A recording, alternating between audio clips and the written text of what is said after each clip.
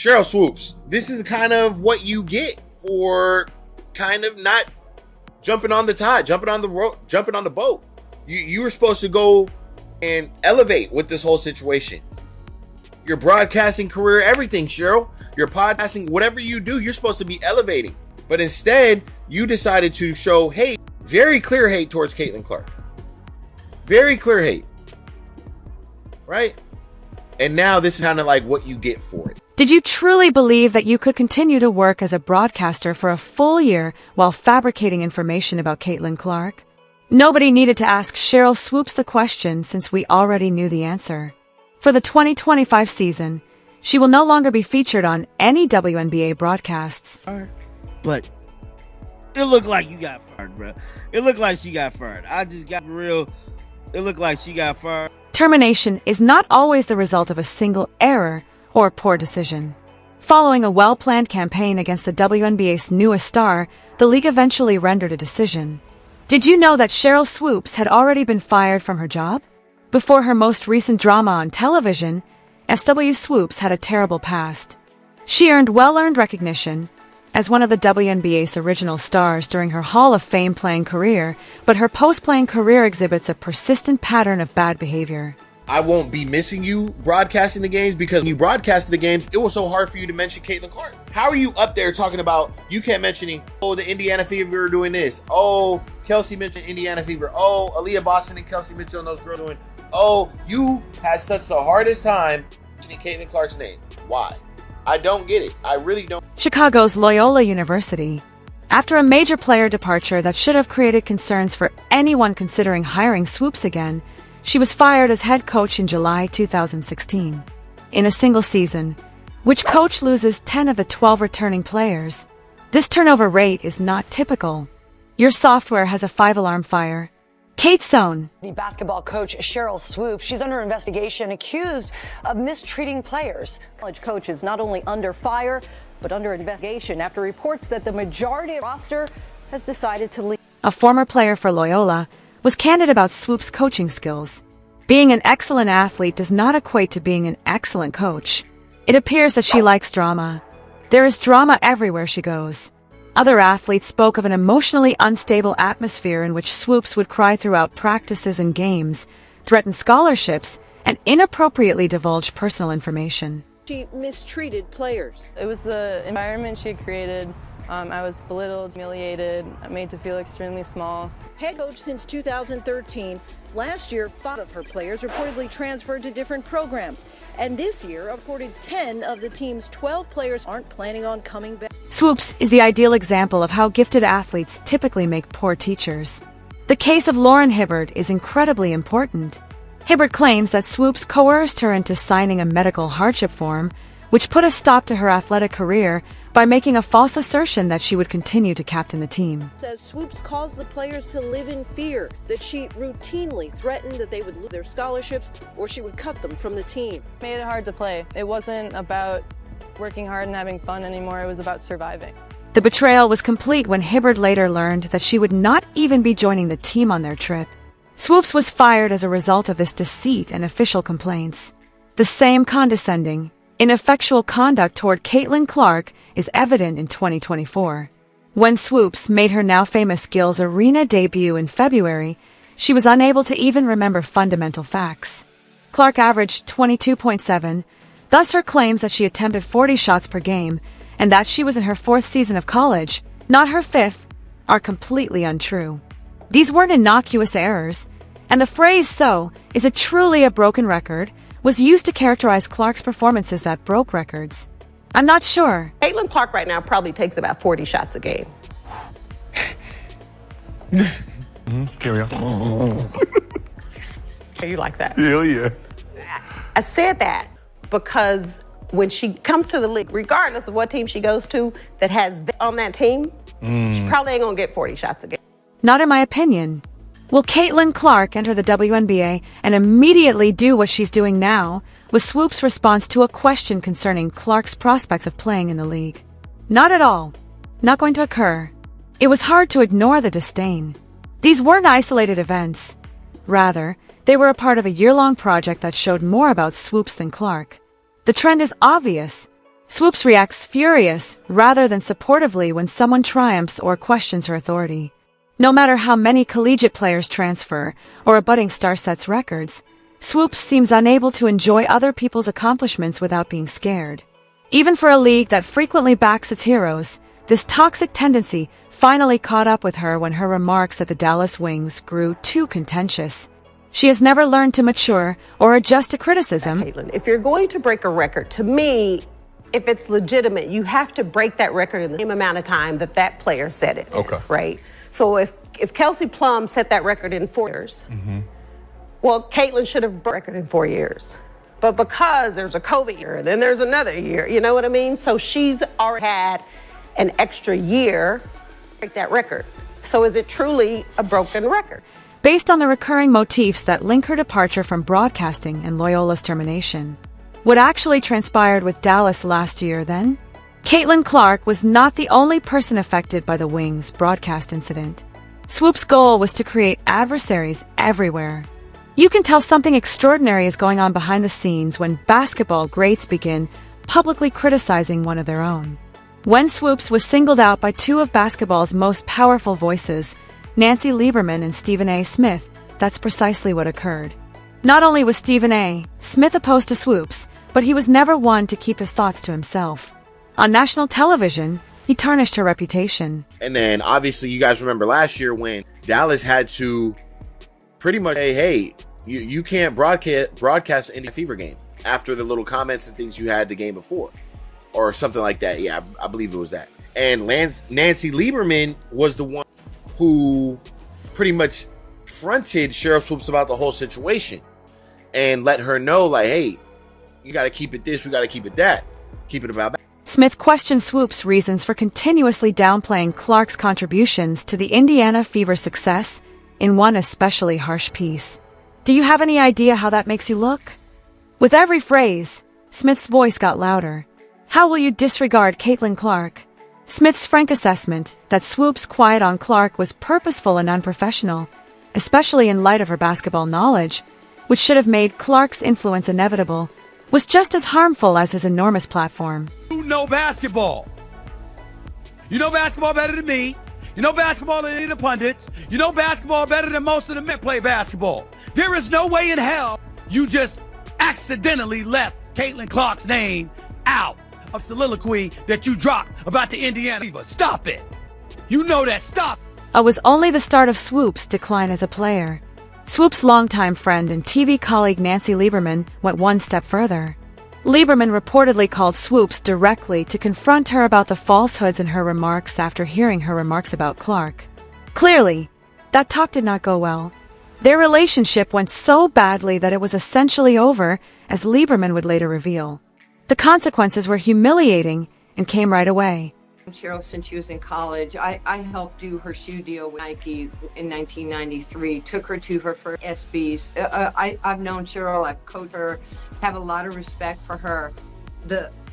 I called her when Caitlin was still playing at Iowa and she had just broken Maravich's record. And it was all over the place, as you and I have discussed, that there was this quote by Sheryl that said, Caitlin was, 25 years old. She was, however old, 24 years old. She was a fifth-year senior. Right. She was taking 40 shots a game. Her records were illegitimate. Swoopes was replaced on the Dallas Wings broadcast by Lieberman in an unthinkably awful turn of events. This was a public declaration about who was respected in basketball circles, not just a change in personnel. That's what Nancy was all about. She was keeping it very, hey, let's bring this women's game let's bring it all together. Let's grow this thing together. And the question was talking about how older players in the league, pretty much going about what's going on in the league. And Nancy knows Caitlin Clark is the biggest. She's got the eyes. She's got the fans. Let's not try to sink. Let's try to get on the boat with her. And let's grow together. Lieberman's readiness to challenge Swoopes and eventually replace her demonstrated how badly her career had collapsed. These extensively publicized altercations had detrimental effects that went beyond his fan base. They shunned her in the world of professional basketball. Organizations and networks pay attention when people like Smith and Lieberman openly doubt your integrity. These disputes validated the Dallas Wings and their broadcast partners' assumptions, which were probably based on viewer concerns. Swoopes was no longer a benefit to their business, but a problem. God, see, they ain't got Sheryl no more. Sheryl's gone. Sheryl's gone. Nancy still her job, though. Nancy still got her job. They got Sheryl built. They got Sheryl built. Sheryl was there last year. She ain't there no more. What impact will all of this baggage have on Swoopes in 2025? Sheryl had been reserved. You see, Sheryl isn't there now, but she was there last year. Swoopes' final nail in the coffin of broadcasting was that culpability estimate. However, her expulsion from Fever Games isn't the only concerning aspect. It looks like the Dallas Wings have left off Mrs. Sheryl Swoopes on the broadcasting team for the 2025 season. If you guys remember, Sheryl Swoopes, she was on the broadcasting team last year. She was completely removed from the Wings' broadcast schedule for 2025. The Dallas Wings' 2025 roster release significantly lacks Swoopes. It was imperative to safeguard not only Caitlin Clark, but also the reputation of the Wing and the spectator experience. The fact that Swoopes did not attend every game, not just Fever Games, indicates that the organization was aware of a serious issue with her announcing style that went beyond player rivalries. Made the biggest moves, maybe even the best moves, that would be the Indiana. I think the Indiana Fever went from just being in the playoff this season to potentially winning a championship.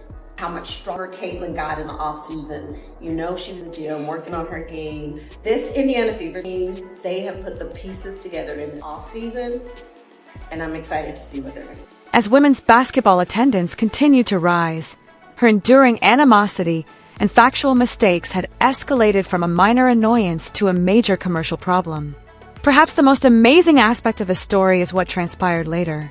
After a year of controversy and criticism, Swoopes made an unexpected appearance on ESPN to support the athlete she had been disparaging for months.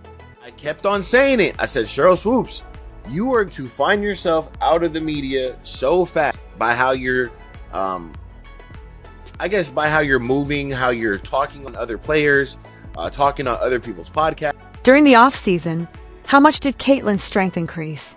Swoopes continued, "This Indiana Fever team has put the pieces together in this off-season, and I'm excited to see what they're going to do." She was practicing in the gym. Indiana Fever are that golden destination, and I can't help but laugh to the fans and the people online and the media commentators, unfortunately, who said that nobody wanted to play Indiana. That doesn't make any sense. This abrupt turnaround temporarily dissuaded them. Social media exploded with ridicule and mistrust. "Is Swoopes okay?" was the first comment on ESPNW's tweet, followed by, "Oh, how she is changing her tune now." She gave Cece praise rather than a false allegation. Others were more straightforward. She comes to terms with her loss. The number of months she must have spent in treatment to be able to pronounce Caitlin's name without frowning is beyond me. Stephen A. Smith felt compelled to denounce Swoopes' abrupt conversion, pointing out that her prior silence on Clark's abilities appeared to be extremely personal. She is unaware that when she fails to mention the obvious, it will be taken to be personal because we know you are too knowledgeable about basketball to overlook the kinds of details she is omitting regarding Caitlin Clark. In front of our very eyes, the Indiana Fever that Swoopes dismissed for a year has become a serious contender for the championship. That 5-game winning streak was only the beginning for Clark, who started to rediscover her rhythm in the latter part of the season. Since 2025 is the major event, basketball lovers worldwide are watching. As of right now, analysts rank them at least third in the league. The most significant roster change in recent WNBA history may have been planned by Indiana's senior staff. The kind of strategic chess pieces that take a team from a postseason contender to a championship contender are 3-time champion Natasha Howard and 2-time champion Dwana Bonner, in addition to being wise additions. At 36, Bonner is still a potent player after averaging 15 points, 6 rebounds, 2 assists, and 1.2 blocks in 40 games with Connecticut the previous season. Because of his defensive prowess, Howard, the previous Defensive Player of the Year, fits in well with the Fever's youthful core.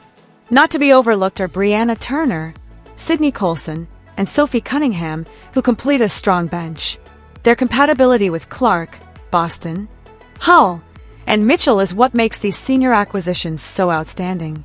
The young talent base of the Fever required Bonner and Howard, acquired championship-winning experience, defensive adaptability, and the leadership that only comes from competing in competitive postseason settings. We now have the perfect mix of youth and experience on our staff.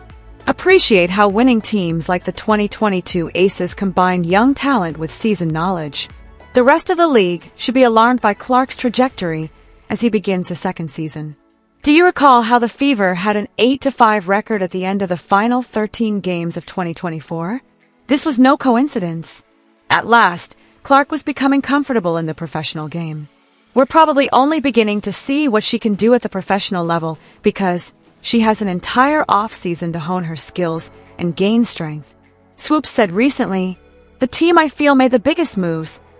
The OG DeWanna Bonner, who plays both ends of the floor, who's a competitor, Natasha Howard, who's another OG, who's going to bring defensive presence. And then you're bringing back Aaliyah Boston, who continues to get better every single year. Can we talk about Kelsey Mitchell, who is just a walking... Maybe even the best moves, that would be the Indiana Fever. Swoopes was unable to disregard the Fever's assurance any longer. The Indiana Fever, in my opinion, moved from making the playoffs the previous season to having a chance to win a title. I can't wait to see what they do. The sudden admiration you receive from your most critical critic is an indication that something exceptional is taking place. Presence. After that, you're bringing back Aaliyah Boston, who improves each year. Is it possible to discuss Kelsey Mitchell, who is a walking bucket? Indiana's window for a title is not just opening, but it is being flung open. The Fever have put together a roster that can compete with any team in the NBA, with Clark flanked by Boston's inside dominance, Mitchell's scoring punch, Hull's hustle, and now the championship DNA of the new free agency signings. There is no more pronounced contrast. The Indiana Fever are creating something genuine and possibly historic, while Swoopes is frantically attempting to save her broadcasting career through open damage control. It's possible that Swoopes is watching from home as the same player and squad that she spent a year trying to destroy win a trophy. I don't even know if I was in the locker room when they brought in the originals, but they said, "I want to come play over there." The locker room was in ruins, the supporters were awful, the atmosphere was poisoned, and the players wanted to leave. Swoopes' termination goes beyond mere workplace conflict and speaks to the WNBA's future. Nancy Lieberman once said, "We should welcome those who uplift us." Lastly, the league is putting truth and growth ahead of protecting celebrities whose behavior damages the sport's reputation. From the locker room is shambles. Players want to leave. It's a toxic environment. Nobody wants to be there. The fans are terrible. To, I don't know, I wasn't even in the locker room. To the OGs that they brought in. The OGs that said, "I want to come play over there." Despite Swoopes' hasty decision to back Clark and the Fever, the basketball community has moved on. The WNBA needs voices that celebrate its emerging talent rather than denigrate it because of its explosive expansion. It's evident that Swoopes was unaware that real basketball greats are judged not only on their on-court accomplishments, but also on their ability to inspire the next generation. Please share your thoughts about Swoopes' termination in the comments section below. To ensure you don't miss anything, don't forget to subscribe, like, and enable all alerts. See you at the next one. Click the video on the screen.